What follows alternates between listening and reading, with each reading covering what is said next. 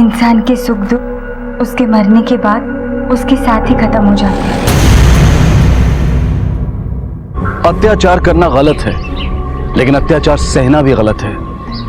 जुर्म करना और जुर्म को छिपाना दोनों ही अपराध हैं। और जुर्म को छुपाना उस बीज की तरह से है जो एक और जुर्म को जन्म देता है, उसके पनपने की संभावना को बढ़ा देता है। और जिस किसी से भी अपराध होता है वो ना सिर्फ अपने लिए बल्कि दूसरों के लिए भी भविष्य में खतरे के बीज बो देता है। और अपराध की ये फसल जब कटती है तो कई जिंदगियां, कई परिवार इसकी भेंट चढ़ जाते हैं। ऐसे ही मूक दर्शक बनने और उसके घातक परिणाम भुगतने की कहानी कहता है हमारा आज का ये क्राइम पेट्रोल डायल 100 का एपिसोड। मैम, यहाँ पड़ी लाश को देखकर किसी ने कंट्रोल रूम में फोन किया था। जब हम यहाँ पहुंचे तो हमने देखा कि 18-19 साल के लड़के की लाश पड़ी है।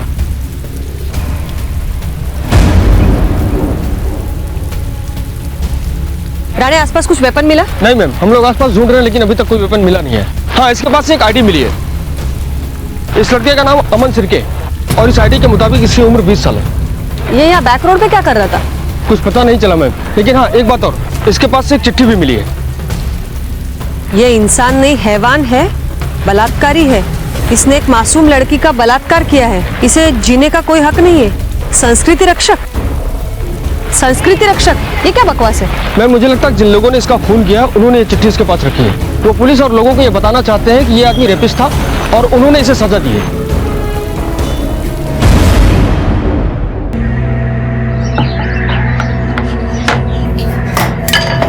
क्यों, ये क्या है? हिंदुस्तान का नक्शा बनाया तूने? पता है कि तेरा भैया ये रोटी भी खुशी से खा लेगा, लेकिन है कहाँ वो? अब तक नहीं आया। लगता है आज भी ओवर टाइम कर रहा हो। आ गया। अच्छा, वो बड़ी लंबी उम्र है तेरी। अभी तेरी बात निकाली और तू आ गया। आजा।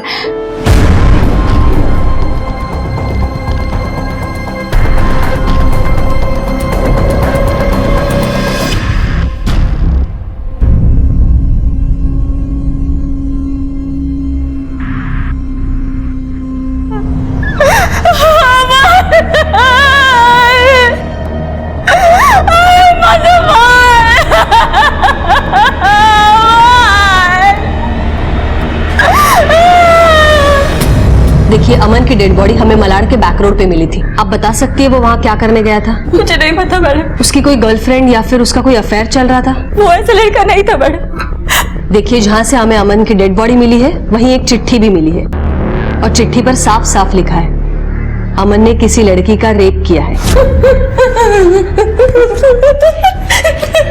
एक मिनट, ये क्या कहना चाह रही है आप बताएंगी? ये कह रही है कि मेरा भाई रेप नहीं कर सकता है। मैडम, अब ये क्या कर रही है? मेरा बेटा ऐसा कर ही नहीं सकता। बाजा भूल गया तो श्रावण बाड़ा सर का होता। उसने पूरे घर की जिम्मेदारी अपने सर पर उठा रखी थी। उसके बाबा के जाने के बाद वही सब करता था। मैडम, वो ऐसा नहीं कर सकता है।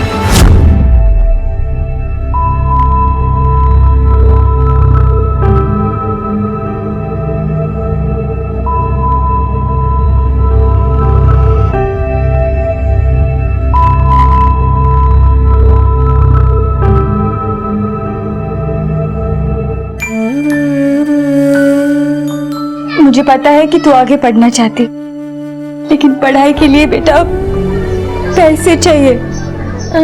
हमारे पास नहीं है। तुझे कैसे पढ़ाएंगे बोल? पीहू, तू स्कूल जरूर जाएगी, मैं तुझे पढ़ाऊंगा। तुझे डॉक्टर बनना है ना, तो बनेगी तू डॉक्टर। मैं नौकरी करूंगा, मैं दिन रात मेहनत करूंगा। आई, पीहू डॉक्टर जरूर बनेगी। आई,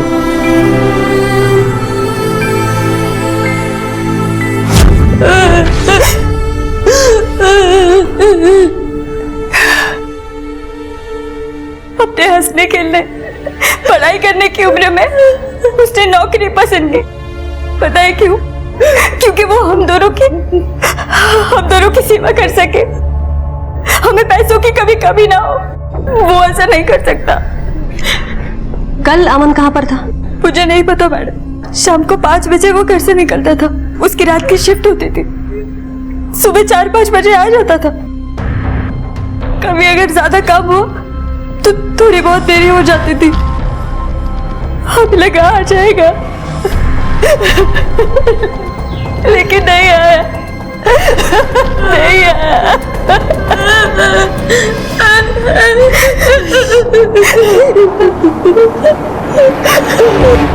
मैम, पोस्टमार्टम रिपोर्ट के मुताबिक अमन की मौत उसके सर पर किसी नुकीले पत्थर से वार की वजह से हुई है और उसकी मौत 2 से 4 के बीच हुई है।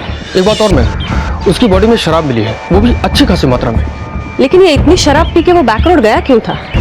हो सकता है अमन किसी के साथ बैक रोड गया हो और जिसके साथ गया है उसी ने उसका खून किया और खून करने के बाद चिट्ठी भी लिख छोड़ी। हम अगर हम चिट्ठी पर गौर करें तो अमन की मौत रेप की वजह से हुई। तब पॉसिबल है कि वो लड़की को अच्छी तरह से जानता हो और उसका खून उसके रिश्तेदार या फिर उसके दोस्तों ने किया हो। या हो सकता है खुद लड़की ने किया हो।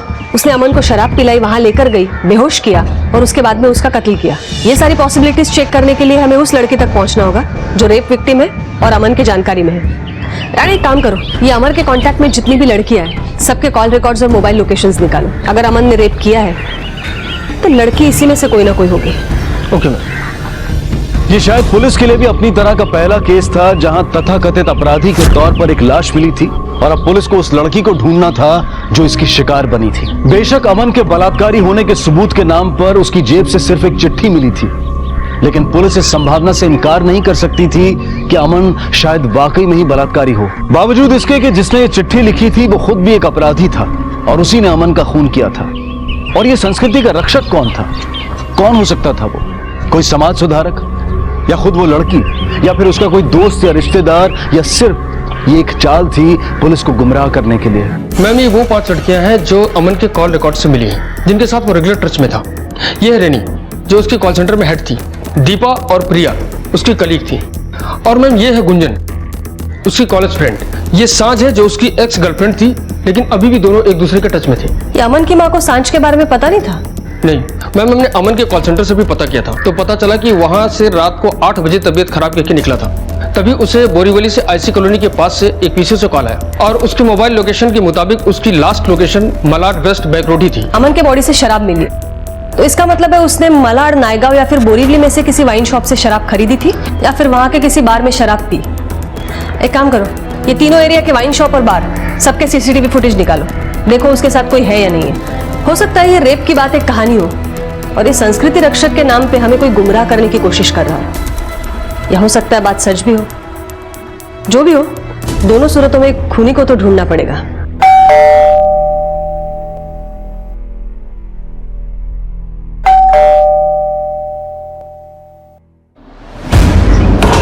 और निर्मला बहन, ये क्या छपा अखबार में? आपके बेटे अमन ने किसी लड़की का रेप किया था? नहीं, उन्हें कोई गलतफहमी हुई है। अगर ये बात सच निकली ना तो तुमको ये घर खाली करना पड़ेगा, क्योंकि मैं ऐसे रेपिस्ट फैमिली को अपने घर में कभी नहीं रहने दूंगा।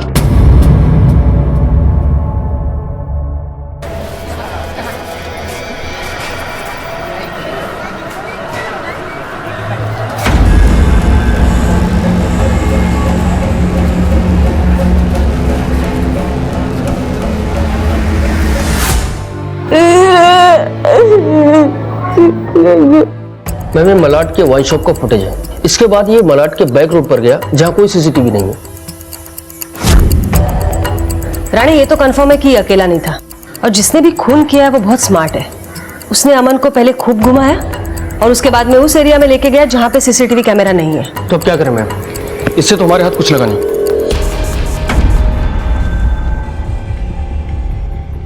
सबसे पहले तो ये पता करना पड़ेगा कि अमन ने किसी का रेप किया था भी या नहीं।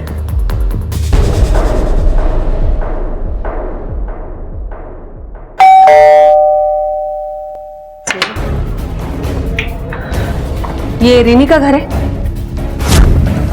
हमें उससे कुछ बात करनी है।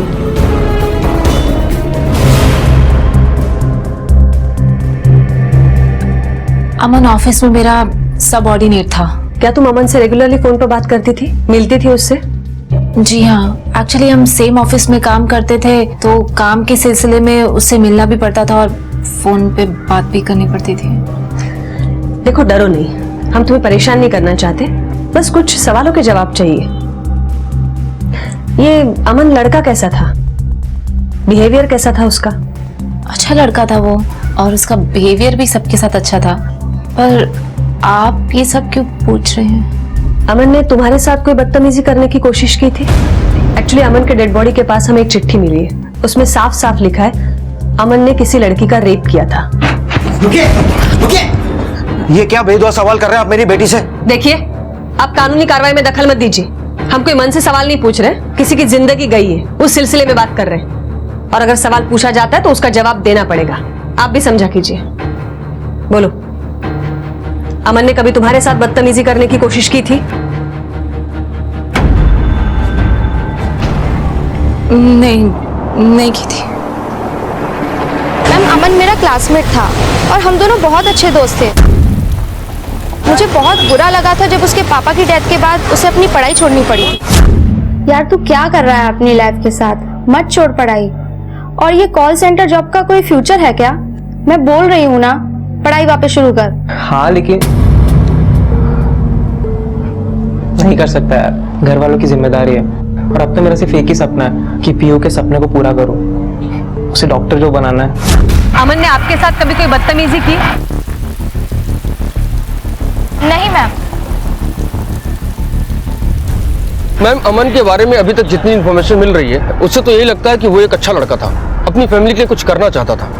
मुझे नहीं लगता कि वो रेप जैसी घिनौनी हरकत कर सकता है। और अगर कर सकता है तो मुझे शक है वो लड़की शायद रेने हो सकती है। और ये संस्कृति रक्षक कौन है इसका भी पता लगाना चाहिए हमें। रेने और संस्कृति रक्षक, इनमें क्या कनेक्शन है वो भी देखते हैं। लेकिन राणे, किसी भी नतीजे पर पहुंचने से पहले ये सांझ से मिलना बहुत जरूरी है। जी मैम।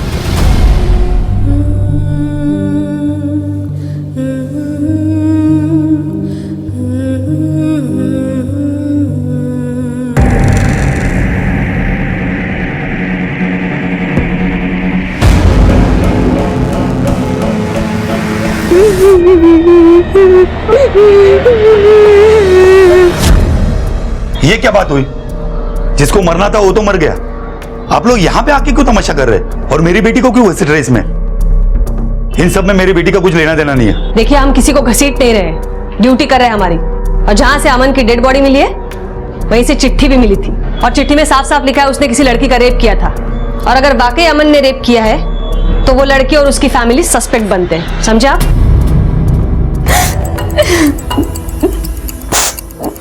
मैम, अमन बहुत अच्छा लड़का था, उसने मेरे साथ कुछ गलत नहीं किया है। मैं मानती हूँ कि हमारा अफेयर था, लेकिन बाद में ब्रेकअप हो गया था। मैम, अगर लड़कियों के बयान पर भरोसा करें तो इनमें से तो कोई नहीं है जिनके साथ अमन ने रेप तो क्या छेड़खानी भी किया हो। राणे, लेकिन हम यकीन के साथ नहीं कह सकते कि इनमें से किसी लड़की का रेप नहीं हुआ है या फिर अमन ने वाकई रेप किया है। रेप केसेस में मोस्टली प्रॉब्लम यही होती है कि लड़कियां सामने नहीं आती है, कंप्लेंट तक दर्ज नहीं करवाती है। मुझे तो अब भी उस पहली वाली लड़की पर शक है, रेने। वो हमसे जरूर कुछ छुपा रही है। हेलो, ओके, ठीक है। मैम, सिटी हॉस्पिटल में अटेम्प्ट टू सुसाइड का केस आया है।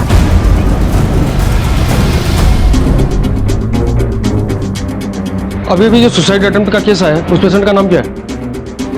सर, पेशेंट का नाम रेने डिसूजा है।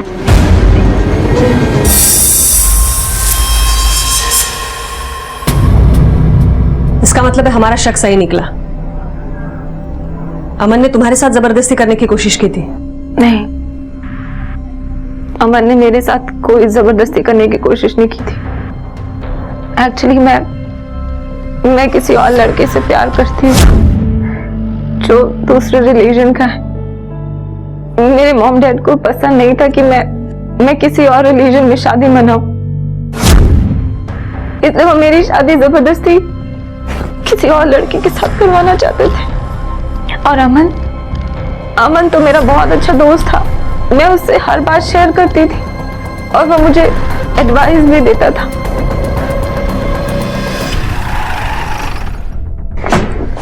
राणा, इन पांचों लड़कियों में से कोई नहीं है। इसका मतलब है जिस लड़की पर रेप किया गया है उसका नंबर कॉल रिकॉर्ड्स में नहीं है। हो सकता है वो या तो जान पहचान वाली हो या फिर आस पड़ोस वाली।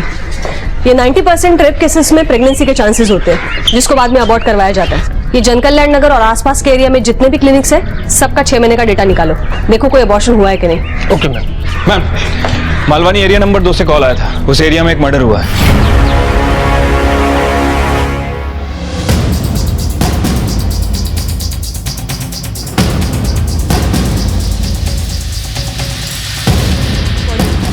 मैडम, वो साफ सफाई करने वाली। कब देखा आपने बॉडी को? साहब मैं सुबह झाड़ू मारने आई तो एक लाश यहाँ पड़ी थी। इसके अलावा और कुछ आप लोगों ने?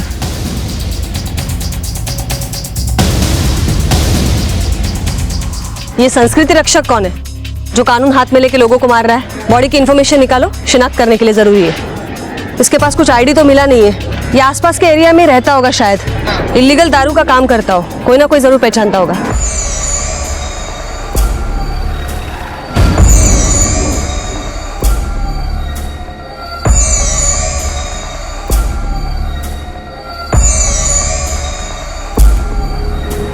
ये कौन है? मैम इस एरिया की सेल्फ अक्लेम्ड सोशल वर्कर है, किसी एनजीओ वगैरह के लिए नहीं, बस अपने मन से ही खुद को सोशल वर्कर बनके घूमती है। प्रभा देशमुख नाम है इसका।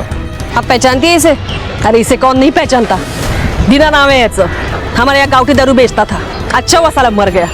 इसकी दारू पी के ना कितने लोग बीमार पड़े, कितने कितने मर गए। जिसने भी मारा होगा ना इसको, बहुत पुण्य का काम किया है। कितने लोग मरते और पता नहीं। अमन के कत्ल के बाद दीना की लाश मिली और उसके पास भी एक चिट्ठी थी जिसमें लिखा था कि किसी संस्कृति के रक्षक ने उसके बुरे कर्मों के लिए और संस्कृति की रक्षा करने के लिए दीना का कत्ल कर दिया है। क्या वाकई ये किसी संस्कृति सुधार गिरोह का काम था जो कानून को अपने हाथ में लेकर न्याय के नाम पर अपराध कर रहा था?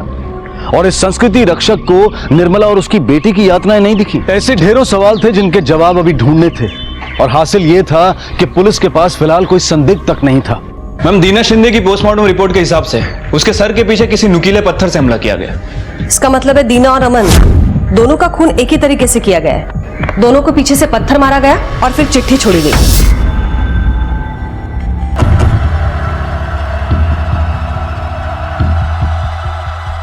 ये दोनों हैंडराइटिंग्स तो अलग अलग है। इसका मतलब है दो अलग इंसानों ने ये लेटर लिखे हैं। कहीं ऐसा तो नहीं है किसी गैंग का काम है?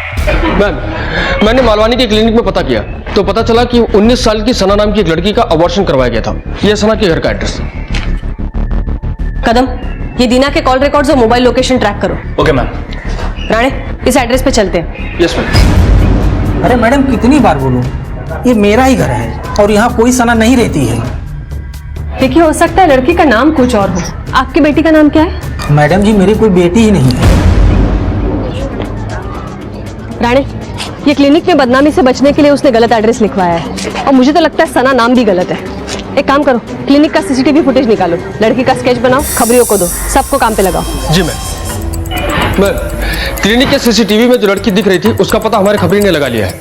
उस लड़की का नाम सना नीलम है, वो जनकल्याण नगर में ही रहती है। और हमारे खबरी ने एक और इन्फॉर्मेशन दी है कि जनकल्याण नगर में ही 15-16 साल की एक और लड़की रहती थी, सुनहरी नाम की, जो अपने मौसी मौसा के घर रहती थी। पिछले 2 महीनों से गायब है मैम।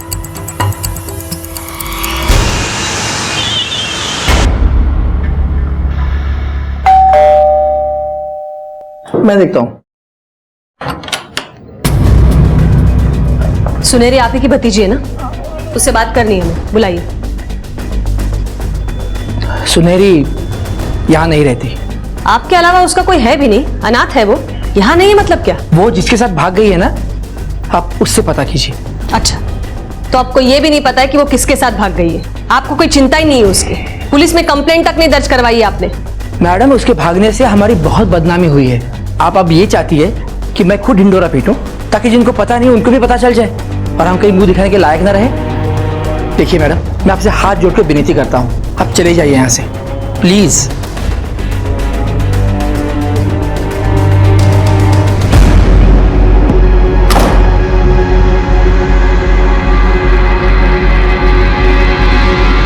राणे, सुनहरी की जितनी ज्यादा हो सके इन्फॉर्मेशन निकालो। उसके परिवार को तो उसकी कुछ चिंता है नहीं। हो सकता है वो प्रेग्नेंट हो और यही रीजन हो उसके गायब होने का। ओ मैडम, काय चाललंय तुमचं? देखिए, जिसका बलात्कार हुआ उसे उसी वक्त न्याय मिल गया था जब अमन की मौत हुई। फिर क्यों आप मेरे एरिया में आके घर घर जाके लड़कियों को परेशान कर रहे हो? अमन और दीना जैसे लोगों को मरना ही जरूरी है। उनके कातिलों को ढूंढ के आपको क्या फायदा? देखिए, अमन और दीना ने अगर गुनाह किया है तो उसके लिए कानून है। इस तरह कानून हाथ में नहीं ले सकता है कोई। और अपराधी चाहे संस्कृति रक्षक हो या भक्षक, अपराधी अपराधी होता है, उसकी जगह जेल में होती है। वैसे आप क्यों पैरवी कर रही है खूनी की? आप भी संस्कृति रक्षक है क्या? मैं किसी की रक्षक विक्षक नहीं हूँ और मुझे इसमें फंसाना भी मत। और मुझे ना ऐरा गैरा मत समझिए, मेरी पहुंच बहुत ऊपर तक है। हाँ तो ठीक है, जाइए ऊपर तक जाइए, इन्वेस्टिगेशन बंद करने का ऑर्डर लेके आइए।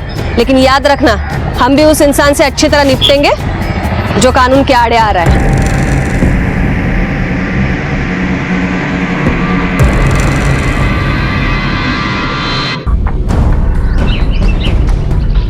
मैम, दीना के कॉल रिकॉर्ड में ज्यादातर नंबर उससे काम से रिलेटेड लोगों के हैं, लेकिन मैम एक ऐसा नंबर सामने है जिससे दीना लगातार कांटेक्ट में था, और एक कॉल तो उसकी मर्डर के जस्ट पहले आया है। किसका नंबर है?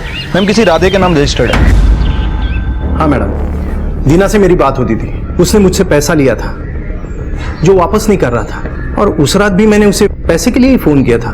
तो अबे अभी दिमाग मत सरका, मैंने बोला ना पैसा दूंगा करके। अरे कितने साल से हम काम कर रहे हैं, अरे कुछ तो भरोसा होना चाहिए ना।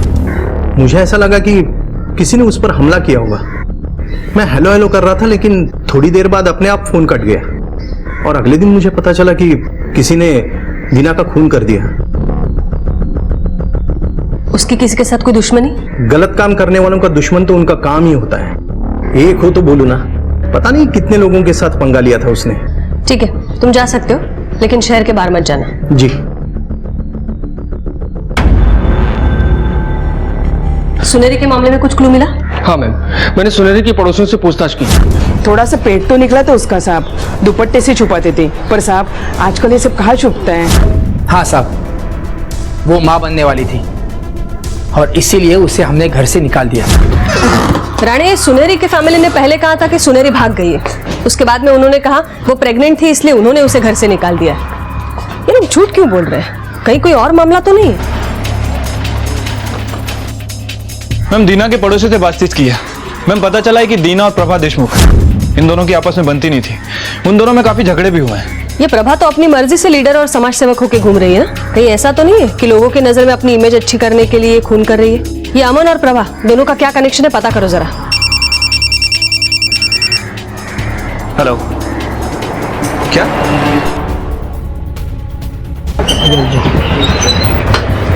आई आई रुको, आई रुको, आई कैसे आप बॉडी नहीं ले सकते।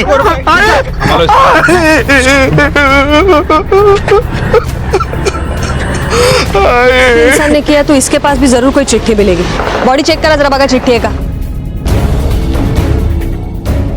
आसपास देखो कहीं चिट्ठी है या नहीं।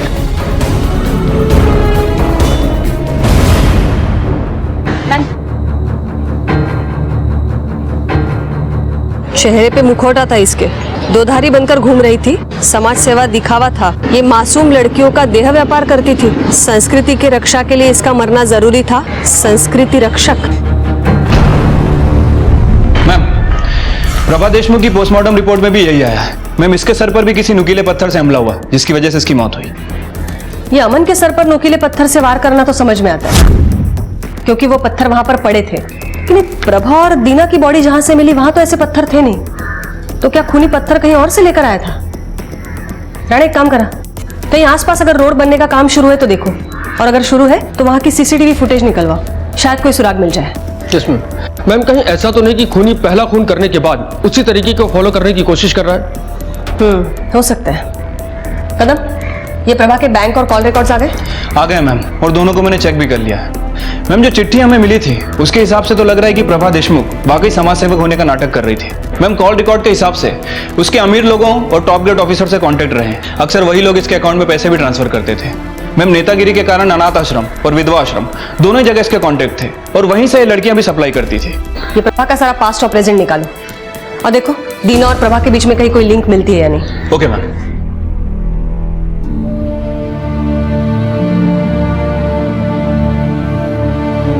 हम पुलिस के पास तो चले जाएंगे बेटा, पुलिस आकर उन्हें धमका भी देगी, लेकिन फिर वो हमारा जीना हराम कर देंगे। अच्छा नहीं होगा, नहीं जा सकते। ले ले, दे।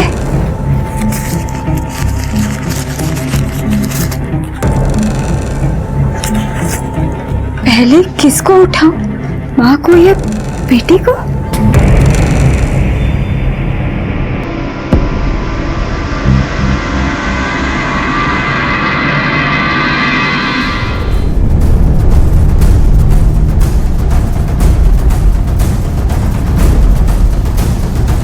लेकिन कौन है, दिख नहीं रहा है इसका चेहरा ठीक से। ओनर की इंफॉर्मेशन निकाली?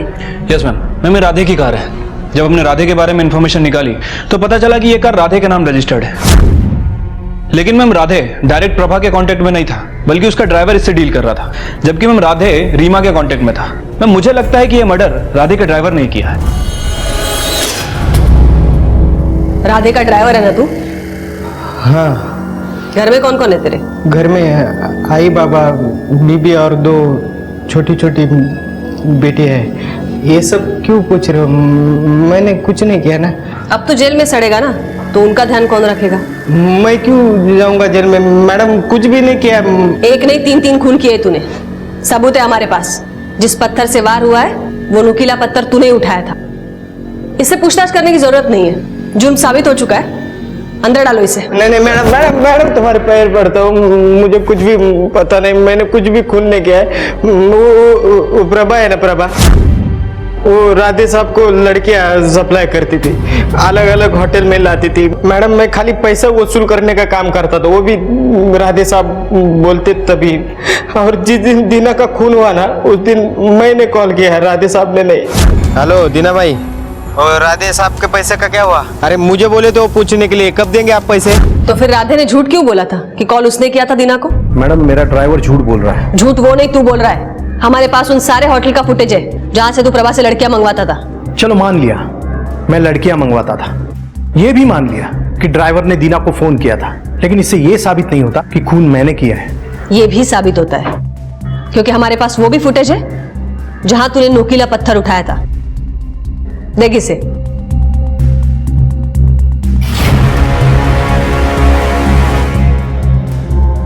ये मैं नहीं मैडम, मेरा ड्राइवर है। तेरा ड्राइवर तो हो ही नहीं सकता है, क्योंकि अभी अभी तूने कहा कि तेरे मोबाइल से तेरे ड्राइवर ने दीना को फोन किया था, और तेरे मोबाइल का लोकेशन कांदिवली का है, और ये फुटेज दीना के मर्डर के 10 मिनट पहले का है। अब 10 मिनट में तेरा ड्राइवर मालाड़ मालवनी करके खून करके निकल तो नहीं सकता है। अब तू सच बोलेगा या मार खाकर सच बोलेगा? राणे नहीं बता दो मैडम, प्रभा और दीना दोनों को मैंने ही मारा। प्रभा रोज लड़कियां सप्लाई करने का पैसा बढ़ा रही थी, ब्लैकमेल कर रही थी कि मुझे बदनाम कर देगी, इसलिए मेरा था, वो तो बस उसे चला रहा था। पैसा आने लगा तो उसकी खोपड़ी सटक गई। सारा बिजनेस कब्जा करना चाहता था। तब मैंने अमन की खबर सुनी, मुझे लगा मैं इसका फायदा उठा सकता हूं, इसलिए मैंने उन दोनों को उसी तरह मारा जिस तरह अमन को मारा गया था।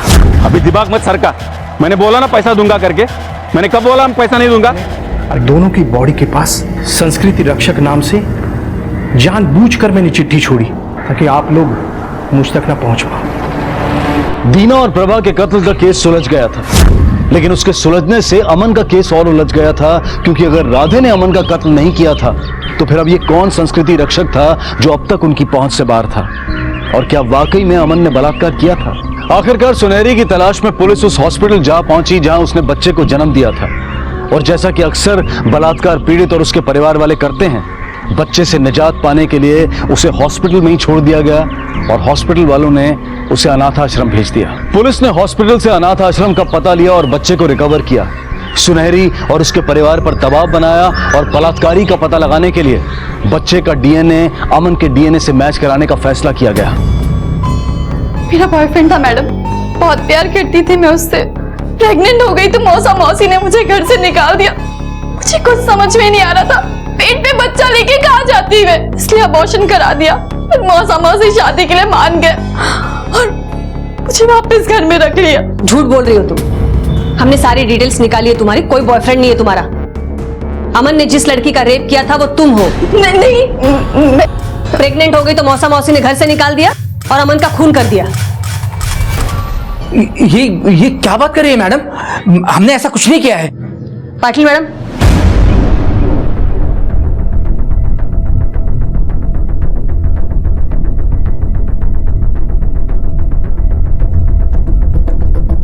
पहचानती हो इसे? अब ये बच्चा अनाथ है। खैर तुम्हारे पास तो तुम्हारे मौसी का घर है रहने के लिए, लेकिन अब इसके नसीब में अनाथ आश्रम और घर घर की ठोकरें हैं। इसका इस बच्चे के साथ कोई संबंध नहीं है। संबंध है,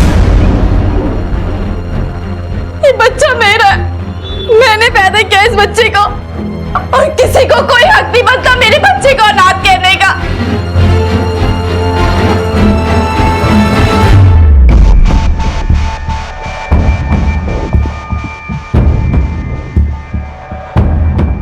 रेप हुआ था मेरा। कब हुआ था? पिछले नवरात्रे अष्टमी पर जब गरबा खेलने जा रही थी। रेप हुआ था मेरा। कब हुआ था? पिछले नवरात्रे अष्टमी पर जब गरबा खेलने जा रही थी। क्या कहा था उसने? कह रहा था अगर तुम चिल्लाए तो गर्दन रेत देंगे। कहीं वो ये तो नहीं था? नहीं, उसे बहुत अंधेरा था, कुछ भी अच्छे से दिखाई नहीं दे रहा था। वो पीछे से आया और मेरे मुंह पर कपड़ा डाल दिया और उसके बाद पर इस लड़के को मैंने कई बार देखा है। जब मौसा जी ने मुझे नए गांव डिलीवरी के लिए भेजा था तब कई बार मैंने इसे रास्ते में देखा था।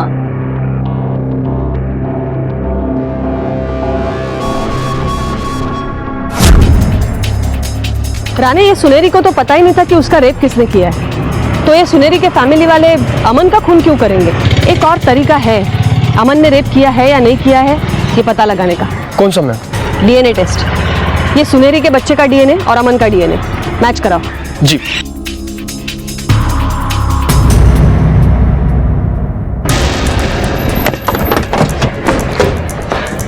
मैम, इस रिपोर्ट के मुताबिक अमन का डीएनए इस बच्चे से मैच नहीं करता। इसका मतलब है रेप अमन ने नहीं किया है, किसी और ने किया है और ये संस्कृति रक्षक का नाटक करके अमन को फंसाया गया है। हो सकता है अमन जानता हो कि रेपिस्ट कौन था और शायद यही बताने के लिए वो सुनेरी से मिला था। रानी, एक काम करो, ये अमन के सारे दोस्तों की लिस्ट निकालो। नवरात्रि में अष्टमी के दिन क्या तारीख थी वो भी देखो और उस दिन पे अमन से किस किस की बात हुई थी सारे कॉल रिकॉर्ड्स निकालो। ओके मैम, ये 4 लड़के अमन के अच्छे दोस्त हैं। राम जो कि प्रभा का बेटा है और राकेश जो उसी मोहल्ले में रहता है। सिद्धार्थ और सौरभ बिहार के हैं, लेकिन मैं पिछले साल तक ये दोनों अमन के मोहल्ले में पीजी में रहते थे। सिद्धार्थ पुणे शिफ्ट हो चुका है और सौरभ दिल्ली में रहता है और मैं पिछले दशहरे में ये सब यहीं इसी लोकेलिटी में आसपास थे। ये सिद्धार्थ और सौरभ को उठाओ। सिर्फ इन दोनों को क्यों? ले आओ, पता चल जाएगा। Yes ma'am.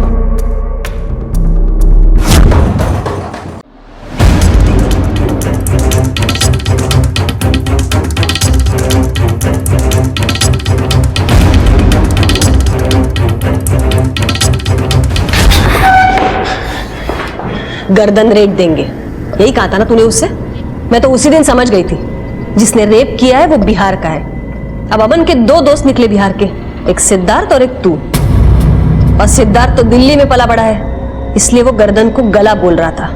और तू तो 2 साल पहले बिहार से आया है, इसलिए गर्दन ने पीछा नहीं छोड़ा तेरा और फंस गया।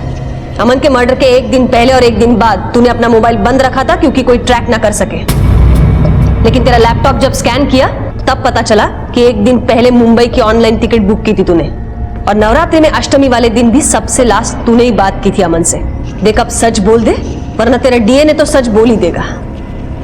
मैडम, मैं दशहरे के पहले दिन से उसे रोज देखता हूँ। उसने बताया कि लड़की प्रेग्नेंट हो गई है और मां बनने वाली है। मैडम, अमन बार बार बोलता था कि मैंने उस लड़की के साथ बहुत गलत किया। मुझे डर लगने लगा था कि कहीं वो अपना मुंह ना खोल दे। मैं मुंबई आया, शराब पीकर हम दोनों मलाड के बैक रोड पर टहलने निकल गए। कोई गलती नहीं है उसकी, लेकिन फिर भी सबसे चिट्ठी फेर दी। कोई गलती नहीं है। और मैंने वो चिट्ठी इसलिए छोड़ी थी ताकि आपको लगे कि उसने रेप किया है और मर्डर पे आप लोगों का कोई ध्यान ना जाए। एक जुर्म छुपाने के लिए तूने और एक जुर्म किया। 18 साल की लड़की पर बलात्कार किया और अपने दोस्त की भी जान ले ली। तो जैसे इंसान को तो कड़ी से कड़ी सजा मिलनी चाहिए। अमन ने सुनहरी से हमदर्दी रखी, लेकिन वो हिम्मत नहीं दिखाई कि वो जुर्म के खिलाफ आवाज उठाता और उसकी इसी गलती ने उसे मौत दी। समाज की नजरों में उसे बलात्कारी बना दिया और उसकी मां और बहन को दर दर की ठोकरें खाने के लिए मजबूर कर दिया। सौरभ को अमन के कत्ल और सुनहरी के बलात्कार के लिए और राधे को दीना और प्रभा के कत्ल के लिए गिरफ्तार किया गया। ये दोनों इस वक्त जुडिशियल कस्टडी में हैं। जब भी कहीं कुछ गलत होता देखें तो आवाज जरूर उठाएं, बजाय ये सोचने के कि हमारा इससे क्या वास्ता, हमें इससे क्या लेना देना। क्योंकि अगर यही धारणा सबके मन में घर कर गई तो शायद जुर्म का अगला शिकार हम भी हो सकते हैं। देखते हैं हमारे आज के एपिसोड की दूसरी कहानी।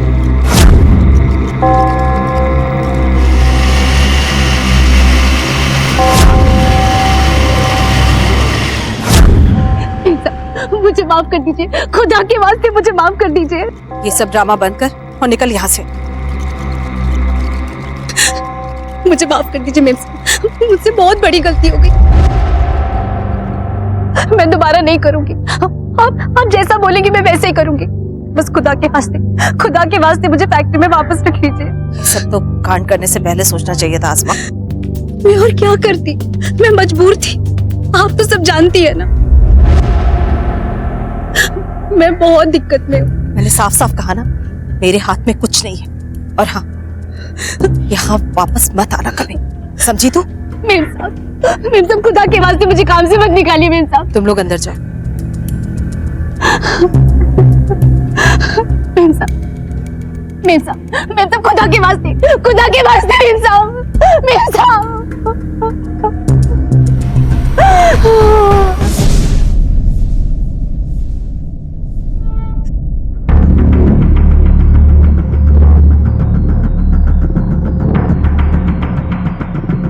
सुशीला। जी मेम साहब। इन्हें जाकर अपना कमरा दिखा दो। ठीक है। तुम लोग जाकर रेस्ट करो, कुछ चाहिए होगा तो बता देना। ठीक, चलो।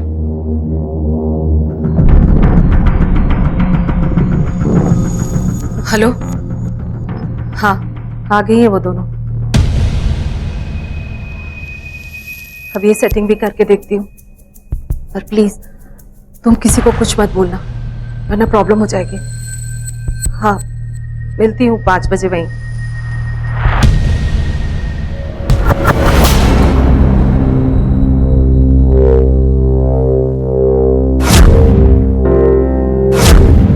भैया हमारी बात मानो, हमें बस एक बार साहब से मिलने दो, बहुत दिक्कत में है। साहब ने मना किया है, आप अंदर नहीं जा सकते। हमारी गलती क्या है और साहब ऐसा क्यों कर रहे हैं? हमारी बात समझने की कोशिश करिए, हमें बस एक बार। तुम आपकी तय मत करो।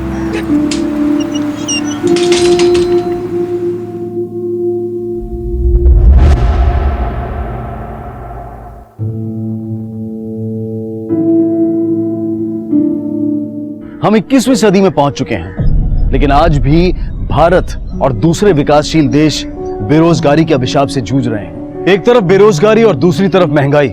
ऐसे में अगर सहारा है तो सिर्फ एक अच्छी नौकरी का, और उसकी तलाश में एक आम आदमी दर दर भटकता है। और अगर कामयाबी मिल जाए तो वो उस नौकरी को अपनी जान से भी ज्यादा बचा कर रखता है। अगर किसी दिन उसकी एक छोटी सी गलती की वजह से वो नौकरी चली जाए तो क्या इस औरत के साथ भी ऐसा ही हुआ था? क्या उसने भी कोई गलती की थी, या फिर बात कुछ और ही थी?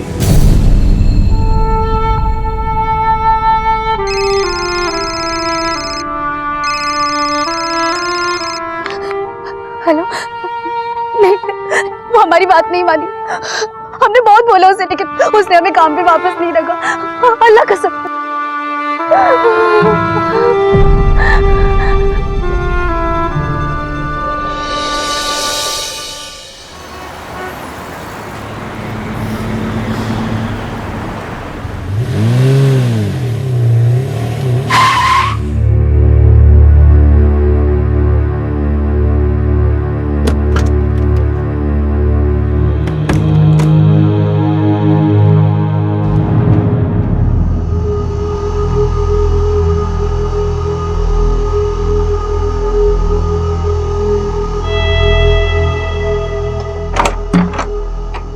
इंदु, मैनर्स भूल गए हो क्या तुम? बिना नॉक किए अंदर कैसे आ गए? शायद तुम भूल गई हो कि हम दोनों का बेडरूम है। ये नया नाटक क्या है? ये दोनों औरतें यहाँ पे क्यों आई है? अब क्या हुआ? क्या बात कर रहे हो? मॉम डैड प्लीज, अब आप लोग बस भी करोगे? आप लोग को पता है ना कि वो दोनों भी बाहर है। अरे बेटा तुम क्यों चिंता करती हो नमिता? तुम ये सब अपना डियरेस्ट डैडी पे छोड़ दो। ठीक है, छोड़ दिया, लेकिन पेट के चूहे तो नहीं छोड़ रहे ना? बहुत भूख लग रही है डैड, हम तीनों बाहर कहीं डिनर पे चले? हाँ चलते हैं।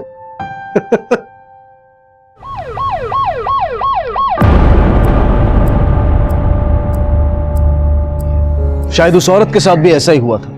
नौकरी वापस ना मिलने की वजह से वो इतनी मजबूर हो गई थी कि उसने शराब का सहारा लेना चाहा। पुलिस ने उस औरत की लाश को पोस्टमार्टम के लिए भेज दिया, और अब सबसे बड़ा सवाल यह था कि ये औरत कौन थी और इसकी हत्या किसने की थी।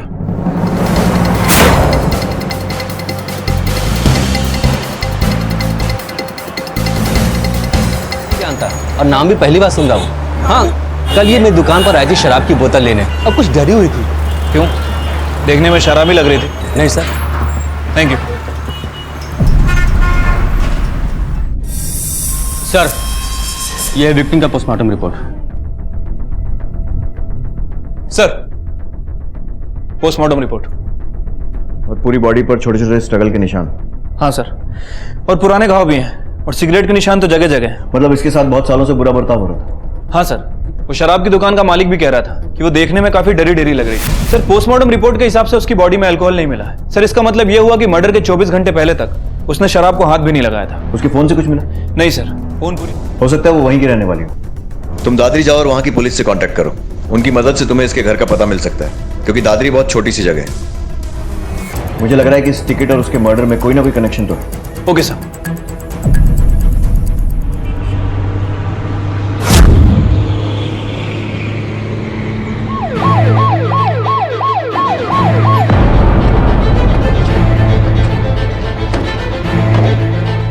ये आसमा का घर है।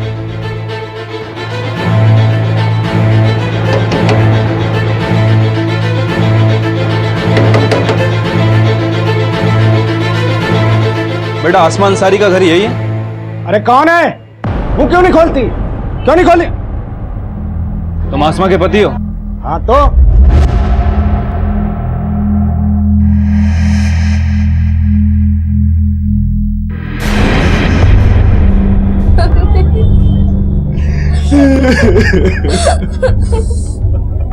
आसमा, तू कहाँ चली गई? आसमा, मुझे छोड़ के कहाँ चली गई?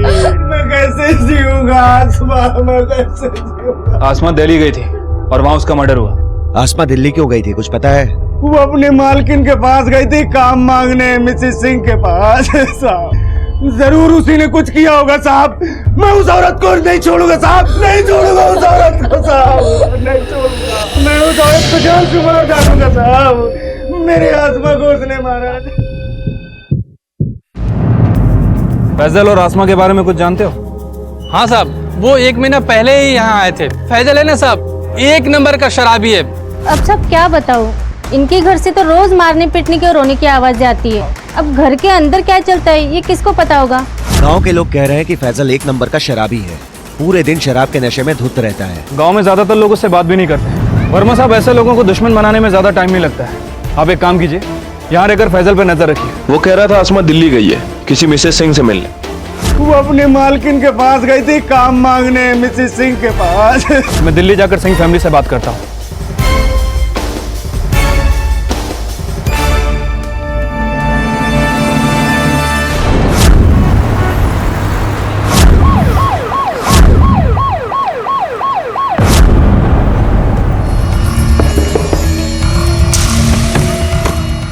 सिंह जी, इसे जानती हैं?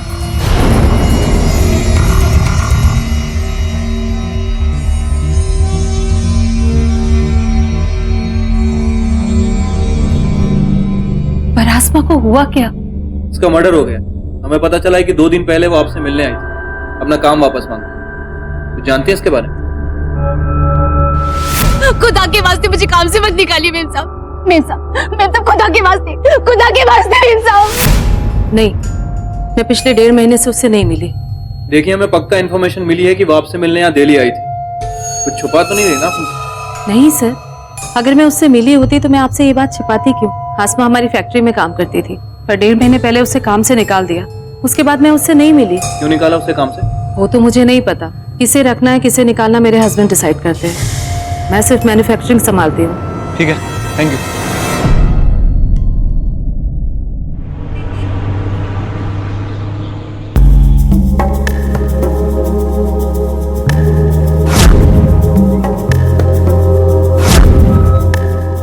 ये कमल सिंह का ऑफिस किधर है?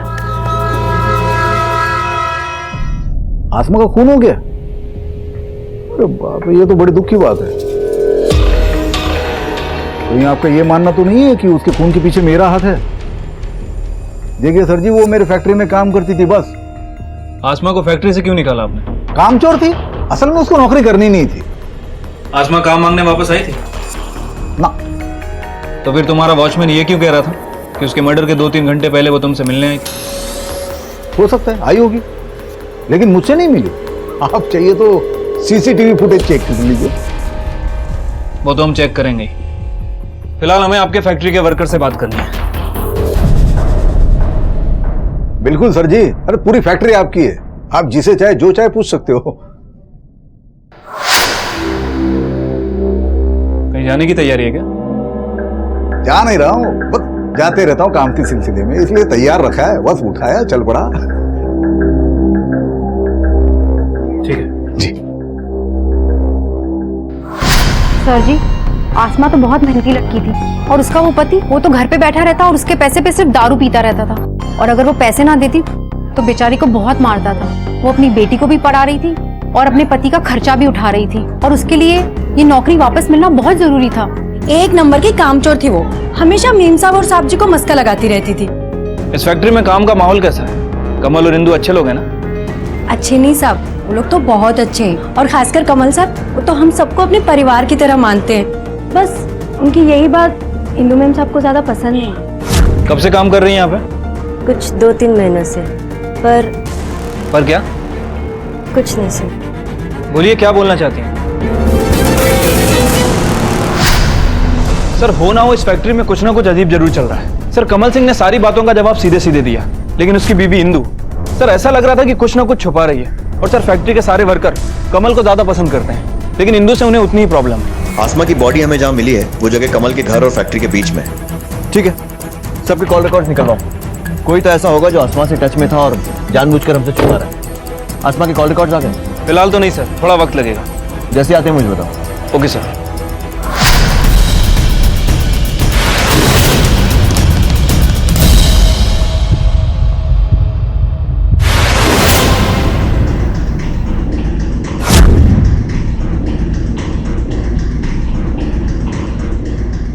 Switch off.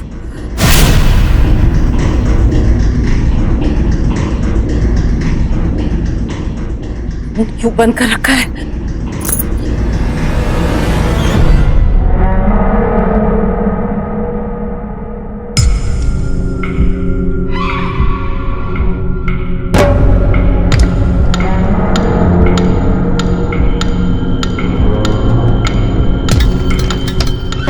प्लीज कॉल मी, जरूरत है मुझे तुम्हारी।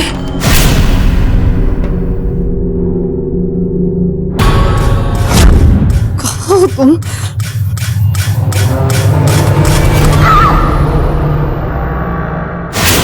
सर, आसमा के फोन ट्रायंगुलेशन रिकॉर्ड के हिसाब से जिस दिन आसमा का मर्डर हुआ उस दिन सुबह वो इंदु सिंह के घर गई थी अपना काम वापस मांगने, और फिर वहां से फैक्ट्री, जैसा कि वॉचमैन ने हमें बताया। लेकिन सर, उसके मर्डर के कुछ घंटे पहले उसने फैजल को कॉल किया था, और जब हमने फैजल से पूछताछ की तो उसने ऐसा कुछ नहीं बताया। दादरी थाने में कांटेक्ट करो, उनसे कहो कि फैजल पे नजर रखें और तुम इस इंदु सिंह से फिर से मिलो। सर, एक मर्डर हुआ है।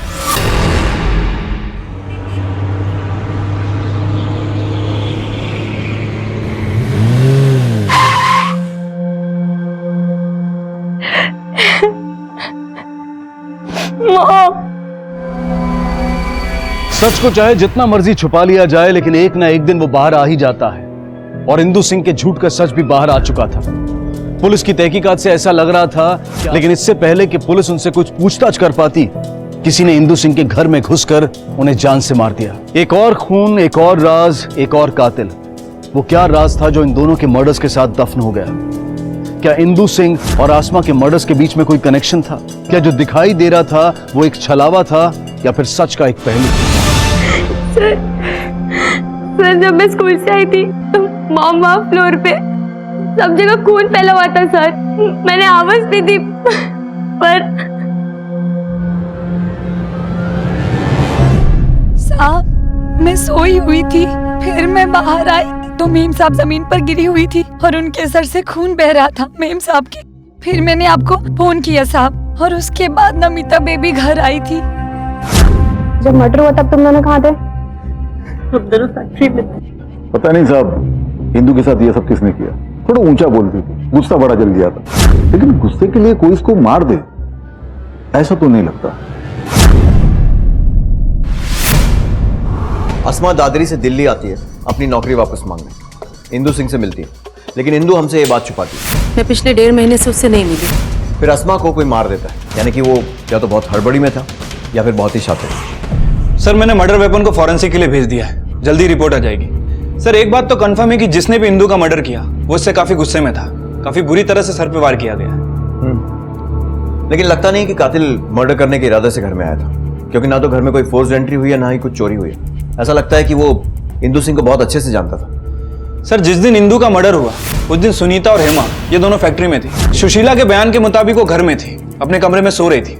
सर ऐसा कैसे हो सकता है? उसी घर में इंदु का मर्डर हो जाता और इसे पता भी नहीं चलता। सर कहीं ऐसा तो नहीं कि इस मर्डर में सुशीला भी इन्वॉल्व है? हो सकता है, लेकिन इसके अलावा और भी बहुत सारे लोग हैं जिनके पास मोटिव था इंदु सिंह का मर्डर करने का। आसमा का पति फैजल, या फिर फैक्ट्री का कोई वर्कर, या फिर सुनीता या हेमा। सर सुनीता और हेमा इन दोनों को इंदु ही अपने घर लेकर गई थी। सर ये दोनों ऐसा क्यों करेंगे? अजीब बात तो वही है कि फैक्ट्री के सिर्फ 2 ही वर्कर्स क्यों उसके घर में रह रहे थे। इन सब पे नजर रखो, पता करो कि ये कहाँ जाते हैं, किससे मिलते हैं। फैजल का फोटो लो और आसपास पूछताछ करो, और दादरी पुलिस स्टेशन में कहो कि पता करें कि फैजल इंदु सिंह के मर्डर के टाइम पर कहाँ था। Okay sir. हाँ सर, एक लड़के को देखा था, वहाँ उनके दरवाजे पर खड़े होकर उनके घर को घूरता रहता था। मैंने 1-2 बार पूछा भी, लेकिन वो भाग गया।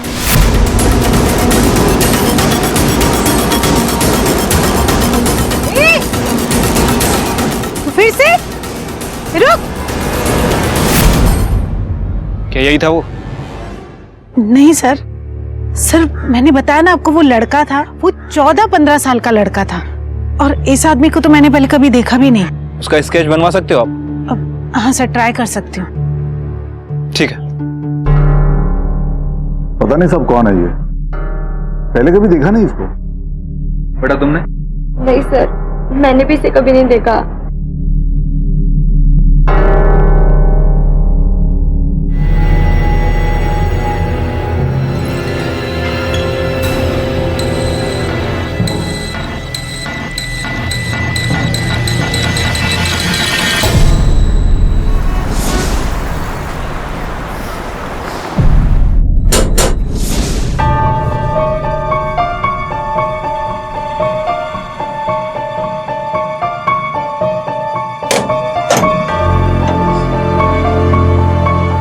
फैजल कहाँ है? अब्बू तो बाहर गए हैं। पिछले 2 दिन से हम अकेले हैं। ये चोट कैसे आई? सना तुम यहाँ पे नहीं रह सकती, लेके चलो इसे।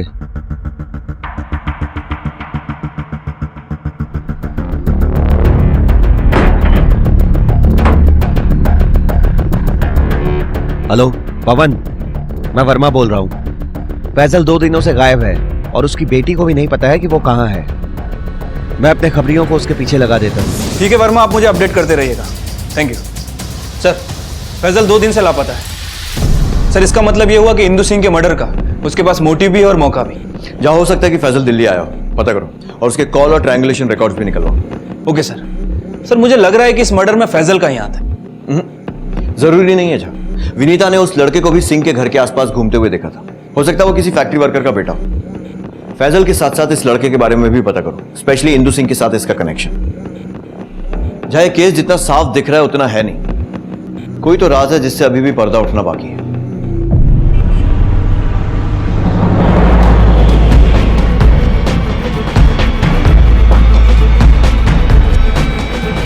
साहब, हम किसी मुसीबत में नहीं पड़ना चाहते। देखिए अगर आप सच बोल रही हैं तो आपको कुछ नहीं होगा, लेकिन अगर हमें पता चला कि आप कुछ झूठ बोल रही हैं तो फिर आपके लिए अच्छा नहीं होगा। नहीं साहब, हम सच बताते हैं। हम जानते हैं आसमा को नौकरी से क्यों निकाला था। हमने दूसरी औरतों की बात सुनी थी। क्या हुआ था?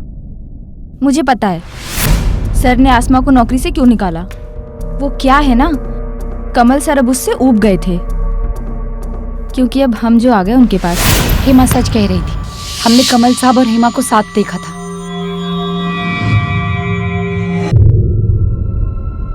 साहब ये तो सब औरतों को पता है इस फैक्ट्री में। अब कमल सर के बारे में कोई कुछ कहता नहीं था बस। कमल की वाइफ इंदु जानती थी इस बारे में? हाँ, उन्हें इस बात से कोई दिक्कत भी नहीं थी, तभी तो वो हमें अपने साथ घर लेके गई। लेकिन इंदु हेमा और सुनीता को अपने घर लेकर क्यों गई? सर जी, हेमा को तो मैडम सर के लिए ही लेकर गई थी, और सुनीता तो उनकी खबरी थी। फैक्ट्री में सर पे नजर रखती थी और घर जाके मैडम को खबर देती थी। पर एक दिन कमल सर की नजर सुनीता पे भी पड़ गई।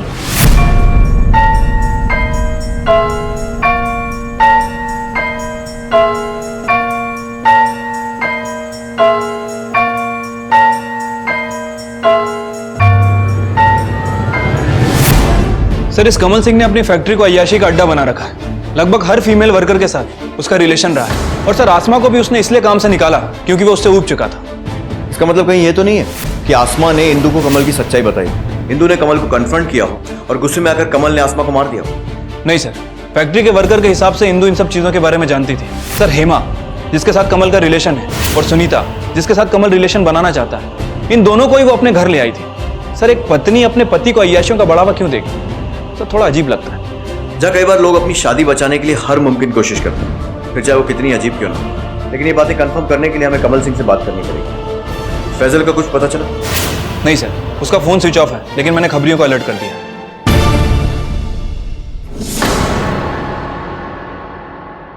लीजिए सर, पानी लीजिए। और क्या पियेंगे? चाय, कॉफी? वो सब छोड़िए मिस्टर कमल, और सीधे सीधे हमारे सवालों के जवाब दीजिए। ये बताइए कि क्या फैक्ट्री में काम करने वाली औरतों के साथ आपके संबंध थे? जी हाँ, लेकिन ये बात तो खुली किताब की तरह साफ है। इंदु भी जानती थी इस बारे में, इसीलिए तो हेमा और सुनीता को घर पर लेकर आई थी ताकि मुझे बाहर न जाना पड़े। सर जी, मेरी तरह मेरी वाइफ की भी अपनी लाइफ थी। मेरी फैक्ट्री का एक सप्लायर है आशीष, उसके साथ उसका अफेयर था। सर जी, मेरी तरह मेरी वाइफ की भी अपनी लाइफ थी। मेरी फैक्ट्री का एक सप्लायर है आशीष, उसके साथ उसका अफेयर था।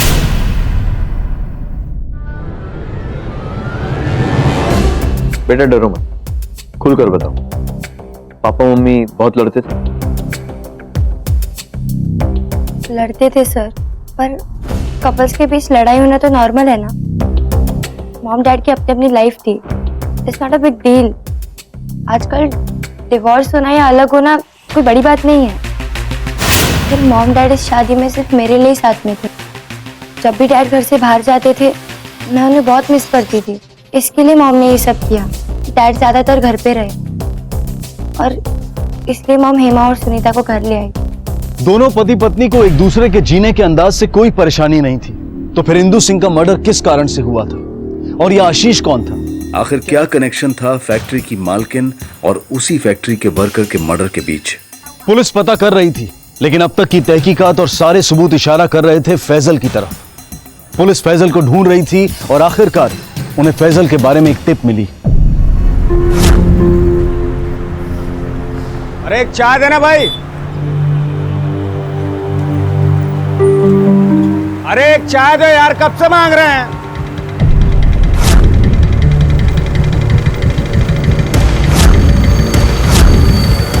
रुक फैजल, अरे रुक, उठ। जिस बात से इंदु सिंह को मारा गया था उस पर घर के सारे मेंबर्स के फिंगरप्रिंट्स हैं, इसीलिए किसी पर शक नहीं किया जा सकता। अब या तो शायद कोई घर का भेदी है या फिर कातिल बहुत चाहते हैं कि उसने एक भी सबूत नहीं छोड़ा। हेलो, क्या? ठीक है, वेरी गुड सर। फैजल मिल गया, उसे दिल्ली ला रहे हैं। हमने कुछ नहीं किया साहब, हमने कुछ नहीं किया साहब। साहब हमें यहाँ क्यों लाए साहब? हमने कुछ नहीं किया साहब। एक तो हमारी बीवी मर गई साहब, ऊपर से आप लोग। बहुत बेचारा है ना तू। चल अब ये बता, इंदु सिंह के मर्डर वाले दिन कहाँ था तू?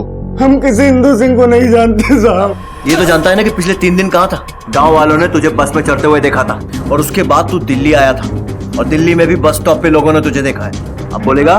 बस। हाँ साहब, हम दिल्ली गए थे, हमारे अंदर गुस्सा बहुत था साहब। उस इंदु सिंह ने हमारी बीवी को मार दिया था साहब, आसमा को मार दिया था साहब, और मैं भी उसे मारने वाला था, लेकिन साहब मैंने उसे नहीं मारा साहब। हम तो रास्ते में शराब पी के गिर पड़े थे साहब, और वहां हम कितनी देर पड़े रहे हमें कुछ नहीं मालूम साहब। हम सच बोल रहे हैं। क्या लगता है जा? सर, ये फैजल एक नंबर का झूठा इंसान है। अपनी बीवी के मरने के बाद इसने अपनी बेटी सना को बहुत मारा। इसकी बातों पर भरोसा तो नहीं किया जा सकता। इसके दिल्ली आने से लेकर इंदु सिंह के मर्डर तक के इसके कॉल ट्रायंगुलेशन रिकॉर्ड निकलवाओ और इसका पूरा मूवमेंट ट्रैक करो, तभी पता चलेगा इसकी बातों में कितनी सच्चाई है। सर, आशीष शर्मा आ गया है। भेजो केबिन में। जी सर। सर, आपने मुझे यहाँ क्यों बुलाया सर?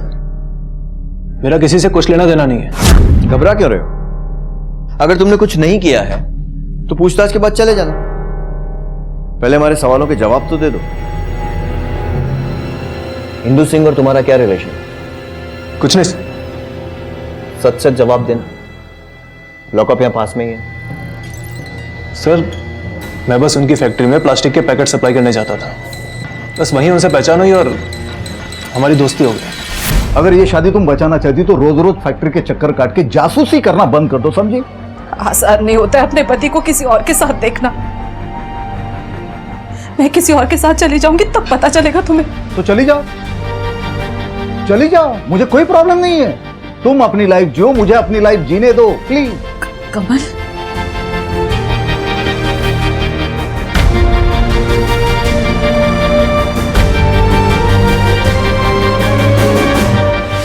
और फिर बात दोस्ती से आगे बढ़ गई और तुम दोनों में अफेयर हो गया।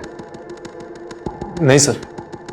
लेकिन जब तुम्हें पता चला कि इंदु तुमसे नहीं बल्कि अपने पति कमल से प्यार करती है तो तुम्हें गुस्सा आ गया और तुमने उसे मार दिया। नहीं सर, मैंने ऐसा कुछ नहीं किया। सर मेरे और इंदु के बीच में दोस्ती से ज्यादा और कुछ नहीं था सर। या तो तुम झूठ बोल रहे हो या फिर वो लोग जिन्होंने तुम दोनों को साथ में देखा था। इंदु का पति कमल सिंह और ये इंदु के फोन कॉल रिकॉर्ड्स, क्या ये सब झूठ है? सर ना तो वो झूठे हैं और ना मैं। अफेयर का झूठा नाटक। इंदु तुम पागल हो गई हो क्या? आशीष प्लीज, मेरे लिए, हमारी दोस्ती के लिए। कमल को जब ये पता चलेगा कि हम दोनों साथ हैं तो उसे मेरी इंपॉर्टेंस रियलाइज होगी और वो मेरे पास वापस आ सकता है। तुम्हें मेरे इस नाटक में साथ देना होगा आशीष, प्लीज। सर मैं ये नाटक नहीं करना चाहता था, लेकिन दोस्ती की खातिर मैं मान गया। कमल और बाकी सब लोगों को लगने लगा कि इंदु और मेरे बीच में कुछ है, लेकिन सर वही हुआ जो मैंने सोचा था।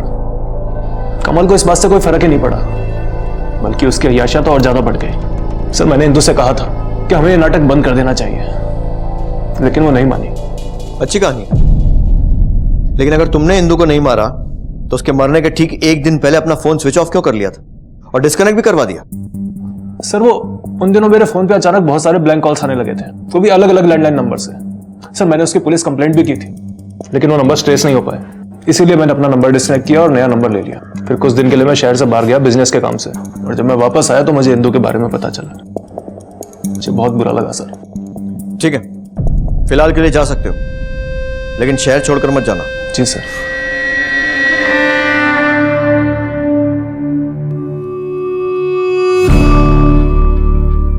जज की बातें सुनकर तो लग रहा है कि ये सच बोल रहा है। पता करो कि आशीष को ये ब्लैंक कॉल किस एरिया से आते थे और कौन करता था। शायद इंदु सिंह के मर्डर से कुछ रिलेटेड हो। Okay sir. पुलिस के पास सस्पेक्ट्स की लंबी लिस्ट थी, लेकिन उनमें से एक के भी खिलाफ कोई ठोस सबूत नहीं था। इस कोहरे को हटाने के लिए पुलिस ने दोबारा पूछताछ शुरू की।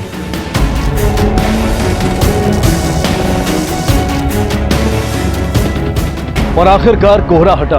पूछताछ करने के बाद पुलिस को 2 सुराग मिले और दोनों को फॉलो करने के बाद जो सच सामने आया वो बेहद चौंका देने वाला था। सर आशीष को जितने भी ब्लैंक कॉल आए थे वो एक ही एरिया के अलग अलग पीसीओ से किए गए थे। सर उनमें से एक पीसीओ के मालिक ने इस लड़के को पहचान लिया। सर ये वही लड़का है जो आशीष को बार बार कॉल कर रहा था। हमारी एक टीम उस एरिया में इस लड़के के बारे में पूछताछ कर रही है। सर उम्मीद है कुछ हाथ लगे। जहाँ आशीष और इस लड़के के बीच में जरूर कुछ हुआ होगा, शायद इंदु सिंह को लेकर। इसीलिए ये इंदु सिंह के घर के आसपास भी छुपा हुआ था। हो सकता है कि इंदु सिंह के मर्डर में इसका कुछ हाथ हो, लेकिन इसका मोटिव क्या हो सकता? और कहीं ऐसा तो नहीं है कि आसमा के खून से भी इसका कुछ लेना देना है? इन सारे सवालों के जवाब अब यही दे पाएगा। सना, क्या तुम्हारे अब्बू तुम्हारी अम्मी को मारते थे?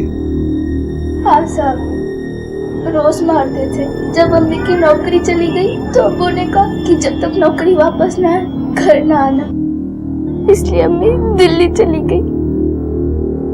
ये कब की बात है? साहब अम्मी की मौत के एक दिन पहले।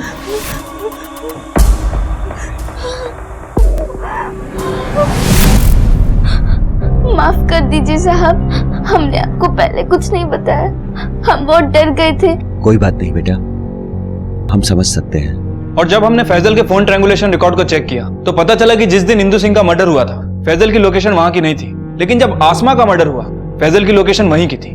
आसमा के नाखून में जो स्किन रेसिड्यू मिला है, हो सकता है वो फैजल का हो। फोरेंसिक रिपोर्ट आ गई? नहीं सर, शाम तक आ जाएगी। एक मिनट सर। हाँ वर्मा,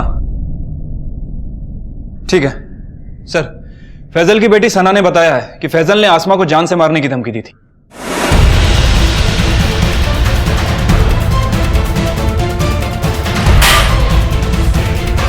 माफ कर दो साहब, माफ कर दो। क्यों मजा नहीं आ रहा है? अभी आएगा। जब सिगरेट से जलाकर निशान बनाएंगे ना तो बहुत मजा आएगा। साहब मत मारो साहब, मत मारो साहब। देख, फोरेंसिक रिपोर्ट आने के पहले सब कुछ सच सच बता दे, वरना पूरी बॉडी पर इतने निशान बनाऊंगा सिगरेट से कि गिनती भूल जाएगा। चल बोल। साहब हम सच बोल रहे हैं, हमने कुछ नहीं किया साहब, माफ कर दो साहब। तू ऐसे नहीं बोलेगा ना? जा सर, एक सिगरेट और लाइटर लेकर आ। साहब रुको साहब, हम सब बता रहे हैं, सच बता रहे हैं साहब। सिगरेट से मत जलाना साहब। साहब आसमा ने हमसे कहा कि वो हमारे लिए शराब लेके आएगी और नौकरी भी करेगी। जबान संभाल के बात कर। साहब हम उसको मारना नहीं चाहते थे, लेकिन वो बोली उसे नौकरी नहीं मिल रही है।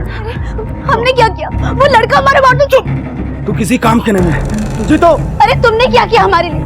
जिंदगी भर वो शराब पिया और हमें मारा है। इसके अलावा सीधे से ये बता कि इंदु सिंह का खून कैसे किया? साहब हमने इंदु सिंह को नहीं मारा साहब, हम सच बोल रहे हैं साहब, हमने इंदु सिंह को नहीं मारा। जहां मुझे लगता है कि फैजल शायद सच बोल रहा है और इंदु सिंह का मर्डर किसी और ने ही किया है। उस लड़के के बारे में पता करो, एरिया को दोबारा छानो और खबरियों को एक्टिव करो। अब ये लड़का ही हमें सच तक पहुंचाएगा। ठीक से याद करके बताओ कि क्या पहना था उसने। कुछ अजीब बात नोटिस की तुमने? हाँ सर जी, एक बार वो स्कूल यूनिफॉर्म में आया था कॉल करने के लिए। क्या वो इतना डर क्यों रहा है?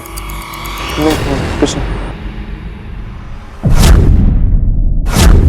सर उस लड़के का पता चल गया है, वो जीएस प्राइवेट स्कूल में पढ़ता है और सर स्कूल वालों ने कंफर्म किया है कि ये उन्हीं के स्कूल की यूनिफॉर्म है। तो पकड़ में आ ही गया तू। चल बोल, इंदु सिंह को क्यों मारा? सर मैंने किसी को नहीं मारा। देख, तुझे उसके घर के आसपास देखा गया, छुप छुप कर ताकाझाकी करता था ना, और आशीष को भी ब्लैंक कॉल्स तूने किए थे। छुपाने से अब कुछ नहीं होगा, सीधे से बता दे क्यों मारा उसे। सर मैं मानता हूँ मैं उन्हें मारने वाला था, पर फिर मैंने उन्हें नहीं मारा। चल ठीक है, मान लिया कि तूने नहीं मारा, लेकिन तू मारने वाला था। क्यों मारने वाला था? देख, जब तक तू खुलकर सारी बात नहीं बताएगा तेरा विश्वास तो हम बिल्कुल नहीं करने वाले। चल बोल बोल।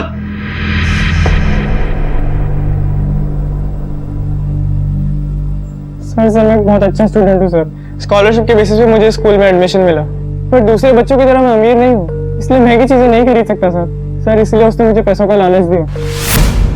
अरे पर मैं कैसे? तुम्हें पैसे चाहिए ना, वो मैं तुम्हें हर महीने दे दूंगी, बस तुम्हें मेरी मॉम को जान से मारना होगा। ये कोई एज थी मॉम के अफेयर करने की? मुझे बहुत घिन आती थी, मुझे बिल्कुल भी नहीं पसंद था कि मॉम किसी और के साथ। लेकिन तुम्हें तो अपने पापा मम्मी की लाइफस्टाइल के बारे में पहले से मालूम है ना, फिर अचानक ऐसा क्या हुआ? जब पापा के अफेयर से होने लगे तो मुझे बहुत दुख होता था, फिर धीरे धीरे आदत पड़ गई, पर मैं कभी एक्सेप्ट नहीं कर पाई। सालों से मैं ये गंदगी देखते आई हूँ, और फिर एक दिन डैड ने बताया कि मॉम का भी अफेयर चालू हो गया है।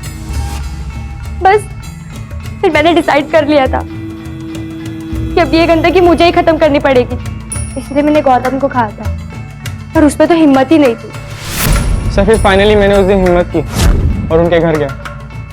क्यों बंद कर रखा है?